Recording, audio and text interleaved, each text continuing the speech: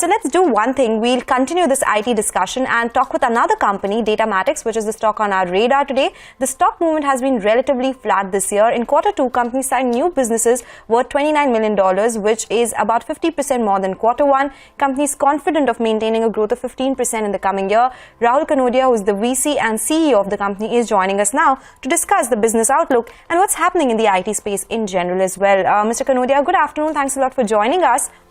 Well, we heard from HCL Tech today that yes, growth could be at the lower end of their guided band for FY23.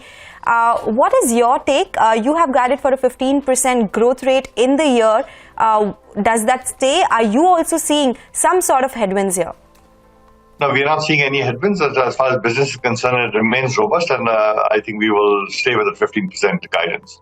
In fact, we're not seeing any slowdown in the new logo acquisition or customer new contracts. It's business as usual. Okay, so in the last con call, you had said, and I quote, as explained in the last call also, we are maintaining our guidance for revenue growth at around 15% as of the moment because of many uncertain factors which are playing in the market. But having said that, it may grow beyond 15% levels as well. So two-part question, what would those uncertain factors be? Something that HCL Tech has spoken about as well? And if not, will you grow beyond 15% as well? The uncertainty, as you see in the US and European markets, because of the war, because of the oil crisis and things like that, we do see softness in Europe. However, from a deal flow point of view, we're not seeing any slowdown.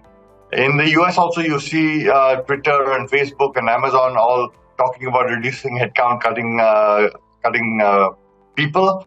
We are not seeing that in terms of our business. So business-wise, we're not seeing an impact.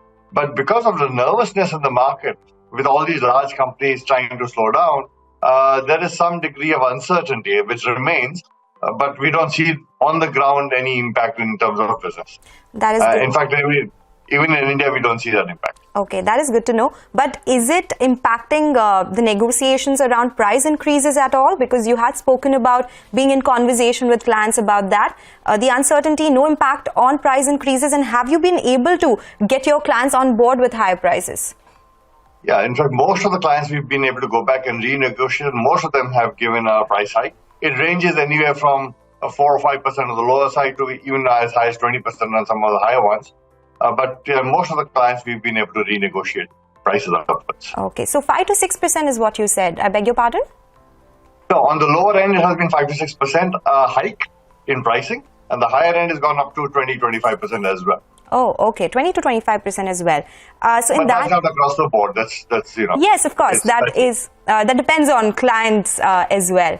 So in that case, what would do you maintain your margin guidance as well? 15 to 16% EBITDA, EBIT percentage at 12 to 13%, or will you be able to do higher than that? If at all, price hikes are better than what you expected as well. Well, the margins would remain as we had projected because with the price hike, your costs have also gone up. And that is eroding your margins. So on the one side, you get a better price. The rupee has weakened. That is helping us, but the cost has gone up as well. So we will retain the guidance that we've given earlier. Okay. Mr. Kanodia, one of the big highlights for Q2 has been your deal wins. Your deal wins were at $29 million in Q2, which is 50% higher than Q1. Going into Q3, which is almost done actually, and Q4 as well, do you think you will be able to maintain that run rate? Will you be able to do better than that? I think Q3 is always slower because of Thanksgiving holidays, Christmas holidays. The industry tends to slow down. So Q3 is always slower than Q2. So we will maintain the same pattern. I don't think it'll be higher than that, but it'll be a similar cycle that we've experienced every year. That is the same case for Q4? Q4 we'll see a bounce back again. But again, Q4 is a little distance away. But yes, we'll see some bounce back compared to Q3. Q4 tends to be better. Okay. So this is about the basic deal pipeline. But let's talk about your digital tech margins as well. Where do the margins stand there right now? Q2 margins improved marginally from negative 4.3% to a negative 2%. But this is a place where you are talking about betterment of margins as well. So did you see that improvement in Q3 and will that continue in Q4 as well? Yeah, we do see improvement in Q3 as well. Although I'm not at liberty to give out the numbers, But yes, one does see an improvement, and we are tightening our belt on that. So therefore, the margins should improve. So margins, when we talk about improvement, by when do you expect a break even when it comes to digital tech margins?